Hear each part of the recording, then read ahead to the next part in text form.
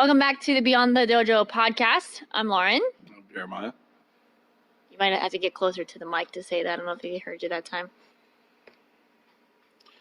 Yes, dear. We are on episode 14, I think, and it's been a few weeks since we recorded a podcast, but we got super inspired by some happenings. Today's podcast is going to be about keyboard karateka. Jeremiah, why don't you explain to us what a keyboard karateka is?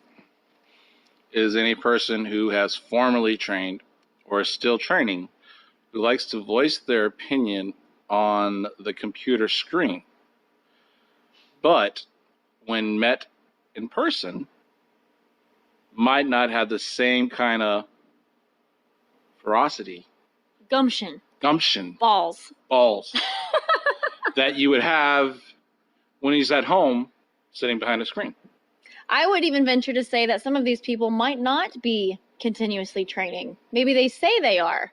Maybe they never trained at all. Maybe they've watched a lot of YouTube videos and figured they figured it out. So our teacher used to reiterate something that a Japanese instructor said to him. They're like, oh, have you trained 55 years or have you trained 5 years 11 times? And sometimes that's how I feel. But anyway, so this might be a not so politically correct podcast, and we might say some things that hurt some feelings, but suck it up, buttercup. Yeah. Stop being an asshole. How about that? Yeah. Okay, so I actually made a post on my personal Facebook page to start this off because it's such a lovely topic. So the post that I made was just asking people to comment the most annoying thing about karateka on Facebook or the internet at large. So we got a wide variety of comments. We're going to start with those comments first so that we can discuss some of that fun stuff. You want to read that first one? This first one's not actually a karate guy, but he just kind of made a comment. Yeah, but I think it does fall into a category where it's kind of like, excuse the vulgarness, but like maybe dick pics. Yeah. Where guys or gals, I'm not going to just say the guys do it, will get onto these discussion groups and hit on you or have other agendas. Mm-hmm. Some are really weird and some are, kind of funny, but that is a part of the karate community in a sense. They do have some weirdos out there. Dude, yeah, there are some freaking weird people in karate. Jackson Cowart said, I had a karate guy hit on me online once, sent me a bunch of pictures of his feet, then went on to tell me about his different styles of karate, in quotes. Yeah. He is a cousin of mine. It's kind of funny. I'm laughing because he made sure he made the last statement was very funny. He said, I'm straight, by the way, just to make sure that was clear. So he didn't ask for this guy to come and right. Whatever. But let's talk about that. I think everybody knows that when you're active on social media that you're going to attract a certain interest from people, either who hasn't had the odd hey cutie or you look great kind of comment as female karateka or female postings. I don't get that because obviously I'm not cute or hot or female but whatever, if you guys feel it, you can freely compliment me, I guess. But what I guess I'm trying to talk about is just like those weirdos that want to hit on women when they do posts. For example, you do a lot of strength and conditioning posts on Facebook, and I know for a fact that you run across these kind of guys. So share with me your insight on how you deal with that and how that actually interacts with you. And so what's funny is I had forgotten until you mentioned that I had a couple of guys, that would see my stuff because I had some videos a couple years ago that were being shared around to a lot of different Shotokan pages, and or sometimes it wasn't even that. I think it even happened before that, where these guys would have these really weird names on their accounts, and they would friend request lots of women, and they would just start messaging you, and they weren't always necessarily inappropriate. It was just kind of annoying. Sometimes they would try to call you and stuff. But then on Instagram, it got a lot worse, where these guys, I'm not going to say their ethnicity because I don't know if it really matters, but the guys from certain ethnicities would I guess maybe they don't understand cultural norms in the US, maybe, I don't know, but they would follow me on Instagram, and I have gotten people who try to call me in the middle of the night they're karate guys, I guess, or they're interested in karate stuff, and they're like literally trying to video call me on my phone on Instagram in the middle of the night. And I flipping lose my mind angry. Oh my gosh. So yeah, that's Sometimes extremely it's good to be ugly in a man. No dear. No dear. Anyway, so yeah, that is extremely, extremely annoying, and I don't know why anyone thinks that would be a good idea or that would ever be received well in any case, regardless of who you are or whom you're hitting on, or whatever. Yeah. Whom you're hitting. I don't know. Anyway, yeah. So stop doing that. Next one is George Rincon. I don't know how to say your last name, George. George Rincon or Rincon. People who go on research and discussion groups and then tell people to, quote, shut up and train. Yeah. Well, yeah. Yeah. So it actually does kind of go with another one later on. I can't remember which one it was. I think it's this one here where it says this way, his way is the no, that's a different. There was another one I thought. Anyways, there's a bunch of different comments here. So he is essentially saying like, well, why do you go onto a page that's talking about open discussion for karate and its tactics, or even your perspective on karate, and then turn around when someone is confronting or maybe disagree with you, your response is shut up and train. Yeah, that's I can't remember what type of argument that is, or certain types of arguments that aren't actually addressing the point. They're just like, oh well, you just need to train. I've been training, and you just need to do it too. If you just train, you just know what I'm saying. It's almost like some people just expect that if you have a difference of an opinion, you don't train hard enough. That the answer is you're not trained long or hard enough, and you're not where that X person is or whatever. Because obviously you don't have enough experience. Exactly, right? Where are we here? Andrew Long said, your style doesn't work in real life because of my training in X. I'm better prepared to deal with this random incident that will probably never happen to me, but I saw on the video on the internet. So saying, dude, yeah, I'll say this. I get so frustrated with people when they take information or ideas out of context. Yeah. So it just kills me, let's say, for example, there was this one that Rick was talking about this past weekend. He said and it reminded us, he's like this guy from the middle of South Africa. Mm-hmm. And he's a green belt, and he's just excited to train. He wanted to share his kata with us. Mm-hmm. I think it was Baisai or something. Mm-hmm. And the problem was that everybody took it as, oh, I'm going to tell you what you did wrong. I'm going to correct you because I can make you better kind of attitude. And they missed the context of the video. The mm-hmm. video is just sharing what he did. Mm-hmm. I mean, the guy's in the middle of nowhere. Yeah. Doing karate.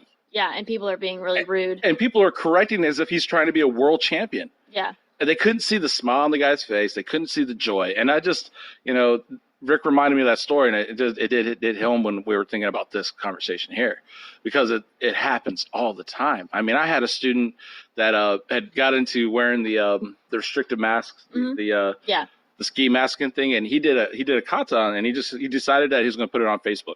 It was back when he was younger, and I told him, I warned him, like, look, the guys, they're going to correct you, they're going to pick on you, they have no clue what you just did. You did like 2 hours of training, and you still want to do more. Mm-hmm. And I warned him, and when he put it up, man, literally, dude, within 30 minutes, he had 10, 12 comments about how he needs to do this better, and his kata looked flat, and this kid's like 15 years old.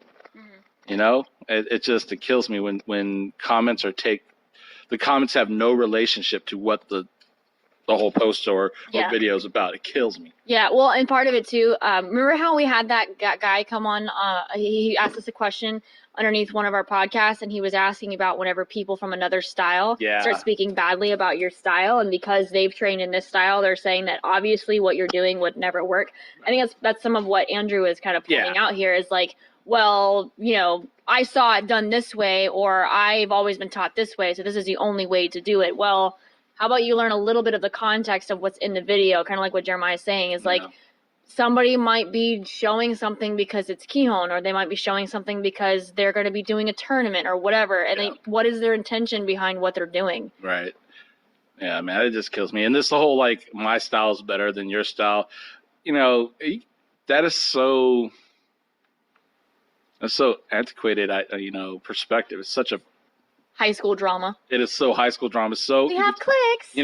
I'm right, you're wrong. And we're talking about art. Now, some of us believe there's a better way to do something. Sure. Yeah. Or a more efficient way to do something, but that doesn't make it right or wrong. It just makes it more of efficient or more powerful or more whatever you want it to be. Mm-hmm. I don't have to agree with that, nor do you have to agree with my approach. Mm-hmm. But we have to be at a certain level. We have to look at a martial artist as a whole and go, look, we only got 2 arms, 2 legs, and 1 head. Yeah. There's only so many things you could do. Yeah. And that, one school might only look at it at one perspective, and another school of thought might be something completely different. If we can't respect the differences, we'll never grow as a community as a whole. Mm-hmm. So I used to be one of those guys, and I came from the generation where, the Taekwondo schools came out, and it was the big deal. And all the Shotokan practitioners made the joke, take my do instead of Taekwondo. Mm-hmm. And I used to laugh at that. Now I look at myself, and I'm kind of embarrassed, We were hating on something that was not our art, and we had no understanding, but we immediately disqualified it because, it was commercialized. Well, sorry, some people take that as that's their choice, So obviously, we did see over time though that it became a very bad thing for the the market overall, it ruined a lot of things for the rest of us. Well, it ruined it for Taekwondo too. Oh yeah, I mean, look at it now; they're daycares, Yeah. Anyway, actually, there's a few of these that go together on the next one. So George Rincon came back on and said, also, so much appeal to authority in discussions and cult of personality. Sam Young said, Sensei X says it this way, he, she, they are so good. And Scott Parkin just simply said, sycophants. I had to look that word up. It just means people who essentially kowtow to people in authority in order to receive some sort of advantage from them, which how you would actually receive any kind of benefit by speaking well of someone on the internet where they probably are not and will never see what you say. I have no idea what benefit you would get from that, but I think people do honestly think that if they speak well enough of these masters who have passed on, that they will come down and bless them. Yeah. For your ancestors. No offense. So appeal to authority and cult of personality.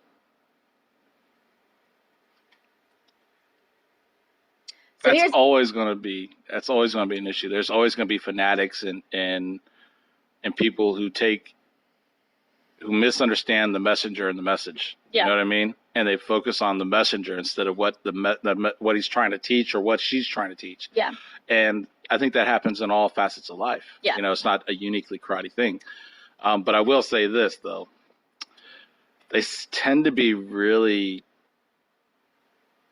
set in that when you talk to people like that, when they go, oh, this is the only way. Yeah. And I'm guilty of that because when I talk about my teacher and I say I believe it's the only way for me, but I'm trying to be more mature about it and be like, I understand it's for me.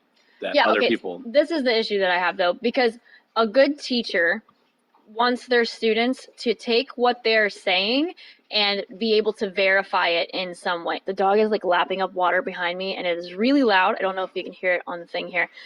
They want you to be able to look into what they're saying. No matter what, a teacher does not have total control of how a student receives or perceives the teacher. Yeah. So, I mean, a good teacher could try their best to do that. And if you have one of those people that they get enamored, they get like rock star, fanboyish around people because they can't see what it is. They think it's this person that's superhuman and not.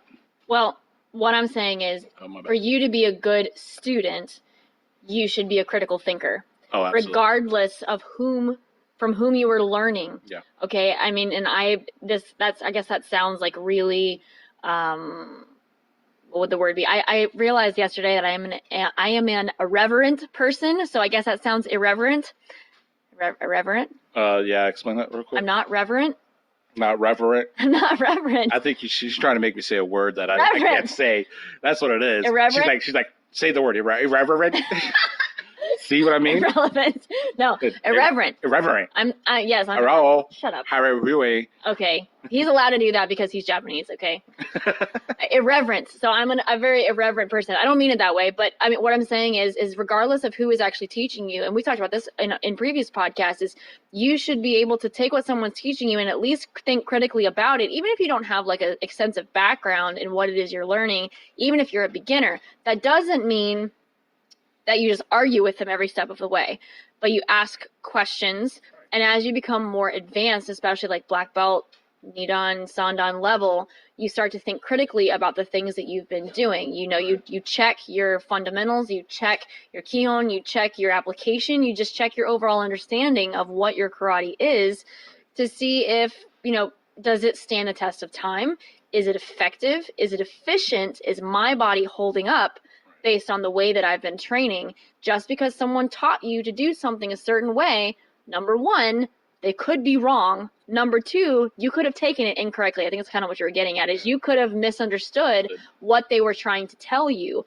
That goes for everybody. So, yeah, I don't agree with that. Like, my sensei did this, and so that's a way. This is the only way. I hate when they put any kind of.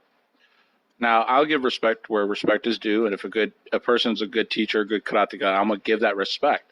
But I'm not gonna say they walk on water. Mm-hmm. I'm not going to do that. And I think my generation of karateka and maybe the generation before was really guilty of making these guys superheroes. Yeah.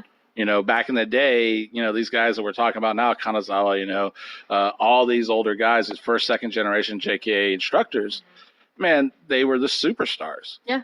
And they walked on water. And then, like any sport, they grew past their prime. Mm-hmm. And now that's where I felt like, you know, looking at it in retrospect, that's where things started to fall apart. Mm-hmm.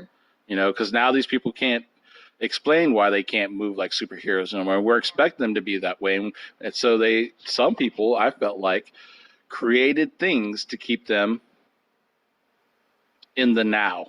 Relevant. Trying to avoid that word because she sets me up like word. I don't trust her at all. R and L's, man, I'm telling you. Okay. So I think it's a shortcoming of my generation and maybe the generation beforehand, where we can't see past the fact that they're not superheroes; they're just human beings. Yeah. But some teachers are really good about that, where they distinctly make it where it's, you know, I think the best way to look at it was Inoue Sensei. I've never had the opportunity to be around him, see him alive. Never in my life have been near him. Mm-hmm. But what I've heard people say was that he was a fierce tiger on the floor, mm-hmm. but a gentleman off. Yeah. He was more approachable. He was more human. Yeah. I know for a fact that a lot of these guys were the same on the floor and off the floor. Oh, yeah. And that kind of never showed the humanity of them, mm-hmm. and kept that kind of brand up. So I think, you know, that is a little bit of a generational issue when it comes to stuff like that. Yeah. But I also think that the younger crowd, the newer generations, they don't have those superheroes no more. Mm-hmm. And they're a little bit more looking at like the ability and not the pedigree. I feel like if we can show respect to teachers and people who've put in their time, who are investing in us, and you know, take everything that they're saying and try everything that you're being given, but also understand that no one's perfect, and you can still show them a high level of respect while being like, I disagree, and that's okay. Yeah. Yeah. Absolutely. Rather than going on Facebook and making arguments with people and saying, well, they do it this way, so that's just how it is. Yeah. Just want to say that all the senseis that you so-called do it this way because it's tradition, mm-hmm. those senseis that created that probably wasn't doing it in a traditional sense. Yeah, it has not been the same tradition forever. No. It's had to have started somewhere. So it's okay for things to adapt and evolve as long as it's actually effective. I think the generation of masters that we considered the modernizers of karate, you know, the Funakoshis, I forgot, the Goju guy and the Shitoru guy. Mm-hmm. Those three were innovators. Mm-hmm. They've changed the karate in such a way mm-hmm. that although they created tradition, mm-hmm. I doubt they followed to the word or to the T, the traditions they were bestowed upon from their teachers. Well, they obviously didn't. Look at even Funakoshi. He had two main influences, and they were supposedly very different. Itosu and Azato. Right. So I would venture to say that he took, and some people think that karate was actually based on, like partially on like this form of Japanese grappling. That little young boys that I read that one. I don't know if the guy was right, but. Yeah. I don't know. Yeah, like there was some kind of grappling and then some other things that were put together to create karate. So I mean, it's like it is adapting and changing. Right. So don't think that because your teacher said it, it's truth. And it could be the fact that back then when you were learning a martial art, the purpose of learning a martial art was literally physical self-defense. Mm-hmm. They were being prepared to protect themselves and their families. Mm-hmm. You don't really have that same kind of intensity and seriousness when it comes to the common practitioner, karate practitioner nowadays. Yeah. So we're grasping for something, right? Mm-hmm. And what better way than to grasp back to the origin of karate than through traditions and everything else. Yeah. So. Okay. Little rabbit trail, but sorry. You didn't do it. We'll loop it back around here. So George came on again. He was just on a roll here. Esoteric explanations to anything. We understand physiology now. Come on. I mean, that's let's be real. That's a big assumption that we all understand physiology. We don't. Yeah, we don't all understand physiology. There's a lot of people that really don't. And I think part of the issue with esoteric explanations is, number one, some people get really mystical and like ridiculous. Yeah. I don't know if that's exactly what he means, but if you believe in chi and mysticism, and that's it's fine, but there has to be a physical explanation. I think we were talking about this before too. There has to be a physical explanation to the action. Yeah. So I mean, my personal issue, this is just me because I do the whole exercise physiology thing. If you cannot explain, at least to a small degree, what's physically happening whenever a person is making a movement or how they're supposed to be moving, I feel like that's a lack of understanding on your part as a teacher. I have a big problem with that. That's a personal preference. I think it's different if you're just like, if you're using watered down explanations in order to get the point across, that's fine. I understand that. But if you can't explain it on multiple levels, if you can't explain it on somewhat of a deeper level, but then also on a basic level, I think that's a problem. So whenever you start throwing in mystical stuff, I feel like that's like, look over there. Look over there. No, like a distraction. I totally agree with you. If you cannot describe the physical action, mm-hmm. then you really don't have the right to use any kind of mystical reasoning. Yeah. You just have to explain yourself better. Mm-hmm. Now, I don't have a problem when the teacher's creating a picture in your mind. Yeah. And it's abstract. Yeah. The feelings like this. Mm-hmm. Yeah. No, that makes sense. To me, that is still someone using realistic kind of senses to describe something. Mm-hmm. Now, when you're like, oh, power comes from the floor, goes up your leg, through your hip, back down to left knee, but back up to right shoulder, and bounce around everywhere, and then come out fist. That is impossible. Physically impossible. So when I hear that kind of stuff, I roll my eyes and go, you know what, dude? You're reiterating some other fool's words. Simple as that. Jeremiah's gonna get us in trouble. I really don't care. Let's be real. If karate's gonna be taken seriously, you gotta stop doing this kind of stuff. We can stop doing this stuff on a level that is accepted amongst the masses. Yeah. Let's be real. Talk about the movement. Be realistic. Be tangible in a sense. And not use some crazy idea that is completely impossible, or isn't actually getting the point across. People to achieve. You can't achieve that. Yeah. So you got these people flopping around trying to achieve the key bouncing in your body when it's not that.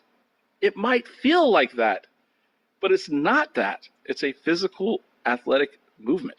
And I think this is also part of so Amy Sperling came on and said righteousness. I think she means a couple of different things, like self-righteousness and the people commenting, but also I think that also applies to people who give those esoteric explanations. Well, I guess it's the same thing. People who give esoteric explanations to stuff. it's almost like you're trying to elevate yourself and make yourself look really good because nobody can understand what the hell you're talking about. Right. Yeah, that's dumb. They'll like you're somehow better than them because you can say fancy words and they don't understand what you're talking about. I value depth of knowledge. Yeah. I don't value the mass amount of knowledge of random facts and ideas. I mean, I love when someone could take a basic step, Tokuzuki, and make a 30-minute class, 40-minute class out of it, and not be bored and be challenged the entire time. That to me is a good teacher. That is depth of knowledge. Yeah. Right. But a lot of times these guys, they like Lauren said, it's smoke and mirrors. Yeah.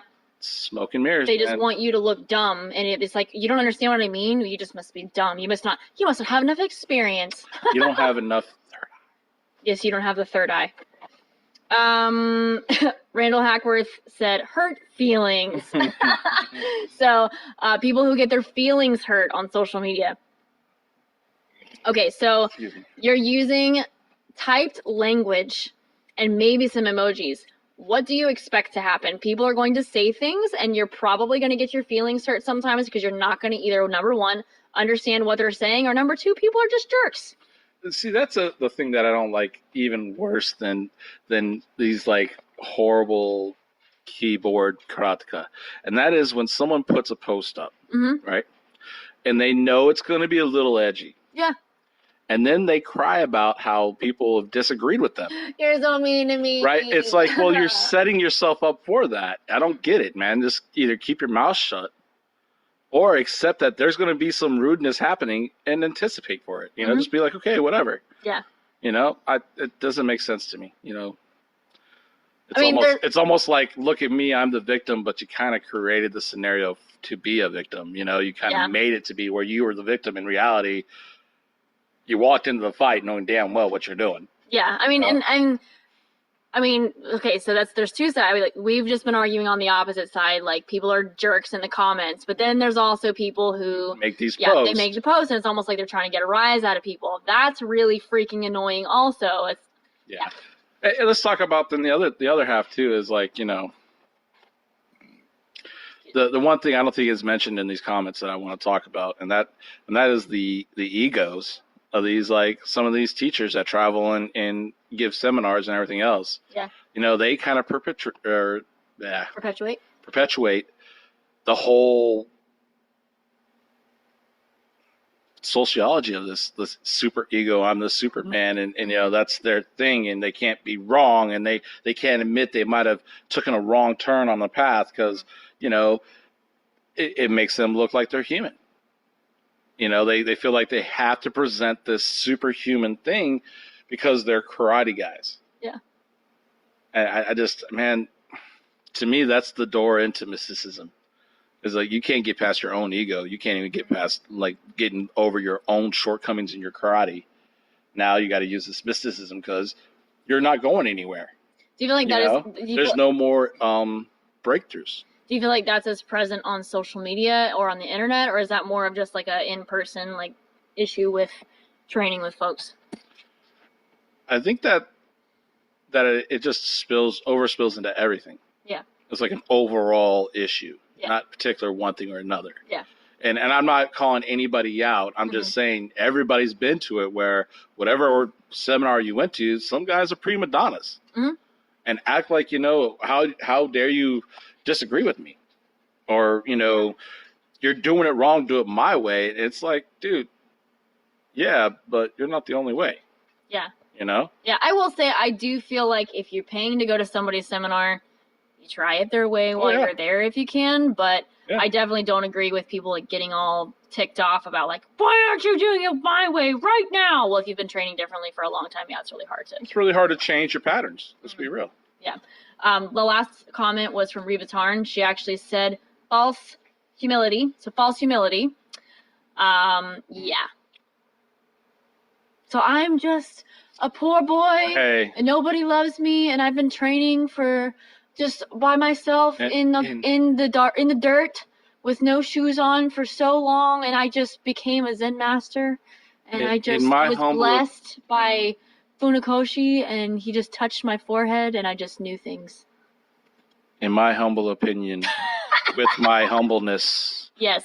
in my calm and quiet technique, Yeah. the lowly Jeremiah would think that your kata sucks. But just in my humbleness, I don't want to offend anybody. That's right. Right. Here's a little fact check. You don't act humble. You are humble. You don't act humble. So when someone acts humble or writes down these words to make them feel like they're humble, they're not. We can see through you. That it's obvious that you're trying too hard. Yeah. Thus, you are not humble. Yeah. You're fighting within yourself. Yeah. So for all y'all fake ass humble people, quit. You're making yourself look stupid. So what started all of this? Like, we're going to kind of backtrack here. So what started all of this is that last week, we're part of a Facebook group. I'm not going to say the name of it because I don't want to embarrass anybody, but there was a Facebook group that we're part of. There was a video put up of our friend Steve Ubel. It's amazing how someone who's not on the internet can cause so many people to fight, because it was a video from Pensacola in like 2015-ish. Yeah. And he was showing a knife hand block, and he was just showing. It's earlier. It's like 2012. It was 2015 because it was at Seminar for Sunny. Okay. He was showing why a certain path and position of knife hand block would be incorrect. He was showing the correct path, the correct structure. And he made some points about why this is the basic principle, and you learn this in order to be able to apply it to other situations. He talked about different distances of another person. Yeah, so the basic key point was that he was talking about the path of the lead hand, not the pulling hand, but the lead hand. And he was saying that the majority of us were having too much of a direct line into the attack, almost like a push or a shove, compared to what he was talking about, where the hand actually covers the body and rotates from one back shoulder to the lead shoulder and covering a large part of your body as you go through the segments. He was saying that if you do the path this way, you're more than likely to understand the applications that come from that. Yeah. And it's technically, it's an uke, it's a block. It's a block. So I mean, you can use it as a strike, but... Absolutely. Yeah. And he didn't never negate one application or say one was better. He just said that if this path was worked on, if you worked on this and got this correct, that the applications would be a lot easier because your path is correct. Yeah, he just said that the other way, you're not going to end up blocking anything because you're going to end up missing the technique. And he goes, even if you do block it, the person should have the power to actually push through you. Now, because the structure you're not structurally supported in that moment, compared to the impact coming from the inside out. Now, mind you, we were at this seminar. Jeremiah's in the video, and I was on the other side of the camera. So we're watching this happen. We're watching the person attacking him. Obviously, he's not attacking quickly because Steve is trying to get a point across. He's trying to show how this is. Yeah, Shannon Price. Yeah. So he's just trying to show the technique, but he has spent many, many years training this thing in order to make sure that it works because he was taught this specific way. And holy freaking crap. Hey, now listen, we just went and spent the last couple minutes talking about how people become these, cult personalities, and we're kind of sounding like that right now. Let's be real. But this is what I will say about that. We are not saying that Steve is absolutely correct. What we're complaining about is how the people reacted to the video. Yeah, I'm talking about the context of the video. Like, this is what he said in the video. This is what the context is. Now we're talking about put in. Right. No, I don't. Not even that. Just the context of the video should justify everything else. Yeah. If they were to watch and try to listen their best, and I'm gonna admit the audio ain't that great, but if you listen carefully, you'll hear what he's saying. So the comments turned into, oh, that's not right. Oh, no, that's supposed to be a strike. It's not a block. Oh, I wrote this article about all these things that are wrong in knife hand blocks, and he's doing two of them right here. You should read my article. Crazy stuff. People like, oh, I've been training for such and such number of years, and that wouldn't apply in real life. Okay, well, it was a Kihon technique, so how about that? Yeah. It was completely insane. It was one of the most ridiculous arguments I've ever seen in my life. Jeremiah finally, we actually said, I think in one of our very first episodes, don't argue with people on Facebook. They don't want their mind changed. Nope. Don't argue with them. Nope. But it became crazy. And it's like, maybe if we just throw a little truth out there, maybe someone will just wake up and stop saying crazy things. Jeremiah said something. I said something. Jane Curry said something. Reva Tarn said something. A bunch of people try to say stuff like, hey, calm down, just actually watch the video and actually listen to what he said. Nope. It became insane. So, dude, it was a race. It was a rat race to see who could promote themselves the best. Who can say that he is the wrongest? I mean, let's be real. That's all it turned into. It goes back to that ego. Like that guy with the I wrote this article. You should read it. Here it is. Oh, by the way, here it is. Yeah. That's self-promotion, man. To me, I don't like salesmen, and I'm not trying to be disrespectful. When someone tries to sell me something, I don't want to buy it, because if you try that hard for me to buy it, there's something wrong with it. Dude, well, yeah, I mean, if obviously people aren't really caring about what you're sharing, right. Oh, man. It's like if you go to, let's say this, if you go to a Bentley dealership, you walk through those doors, you're not going to get bum rushed by salesmen. They're going to sit at their desk and wait for you, because they know what they have and they know what they could do. Yeah. They don't have to pressure you. Yeah.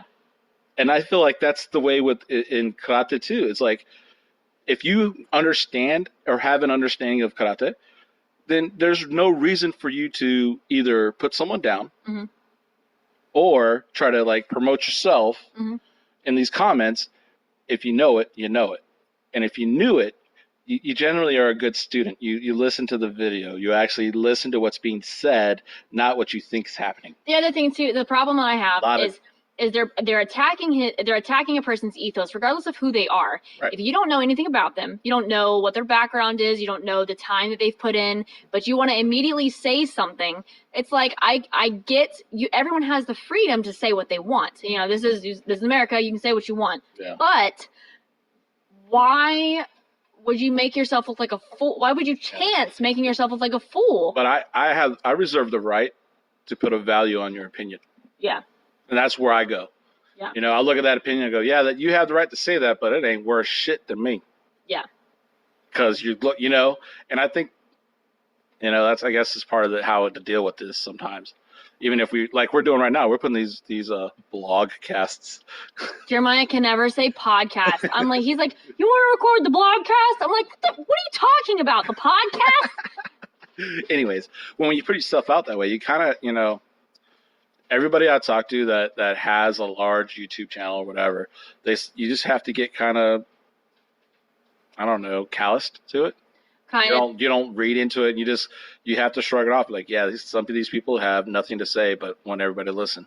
It's funny. I actually, so we went to train with Rikatan Sensei yesterday, and we had a discussion about this. We were talking about that we were going to be recording this podcast, and we told him a little bit about this scenario that happened last week. And, he has a large YouTube following, and he said that, whenever certain pages started to share what he was doing, a lot of people had a lot of negative things to say. And what goes back to, we said, I'm getting a little bit on a tangent here, but you can appreciate what someone is sharing without saying like, oh, that's the end all be all. They're absolutely correct. It's okay to give feedback on someone, but to be really rude is where we have the problem. What I was telling Rick Sensei is Gary Vaynerchuk has a really interesting perspective. He's a very popular guy on social media because that's like pretty much what he does. A lot of, in addition to his actual businesses. And he says that if someone takes the time out of their day to post something nasty to you, to comment something nasty on something that you put up on social media or something that you have to say, or like a video you put up or whatever, like the guy in Rick Houghton's group that was trying to get some feedback or show his karate and show he liked it. If someone takes the time to do that, they're a really like sad person. Like, you should actually show empathy to those people because that's like pathetic. Yeah. Yeah. All right. How many times can we shoot this dead horse? I don't know, man. It's amazing me how you could stretch that whole segment out. There was just so much good stuff there. Literally, all you had to say was, if the guy took time out of his day to write crap about you, how pathetic is he? Listen here. Don't you start throwing your self-righteous stuff at me, man. That took like 10 seconds at tops. You had like a good 45 seconds. But there was so much goodness there. Like, you got so much talk in you. I brought people along. I'm a woman. What do you mean? That's why we're doing this. It's too much talking, you. Man. Stop talking. Oh my god. What if we should make like they should have a thing on Facebook where you have like they have the emoji responses, Yeah. which they need more emoji. There's other emoji responses they need, but they need to have one that's like a stamp, like stop talking, or like a silencer or like a mute button response. Yeah. On somebody. I don't. Anyway. Okay, whatever. All right, so there you go. If the 3 followers that are actually listening, if we have offended you or any way have lost you guys, we are sorry. High five. We are sorry, but we're still new at it. So a couple things. One, in response partially to that, but also because I've had the idea for a while, I actually made a group on Facebook. It's called Karate Women. Yeah, I almost forgot what it was called. Good job, man. Well, there was actually, I realized when I was going to make it that there's actually 2 other groups for karate women, but yeah, karate women.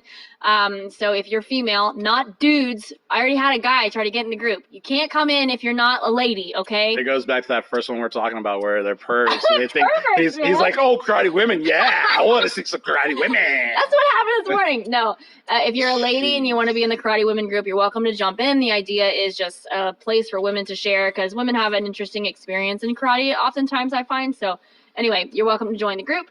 Jeremiah, what are you working on? Side snap kick. Sweet. And the timing of rolling the hip and extending the foot. Building the strength and stretching. Honestly, I haven't trained in, like, on my own karate probably in a week. I mean, I've done training in class and moved around and kind of just worked out. Mm-hmm. But I honestly didn't work on, like, spent time on the technique I've been working on. So slacking, I guess, would be the best answer when you ask what have you been working on. Yes. Slacking. Yes. How about you?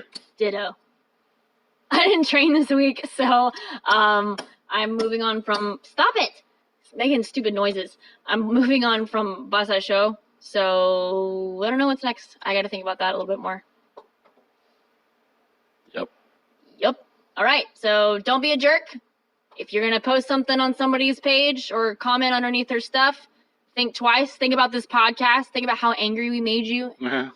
Or whatever. I don't know. Or just imagine you're saying what you're writing down to yourself. Yeah. How would you talk to yourself about it? Would you tell yourself that you didn't know what you were talking about? You know what? That's a Pandora's box because I talk rudely to I talk worse to myself than anybody else. Oh, jeez. I downgraded. You're dumb. I know, right? Okay, guys. Thanks for listening to our giant friggin' rant. Y'all have a great rest of your day. Bye. Bye.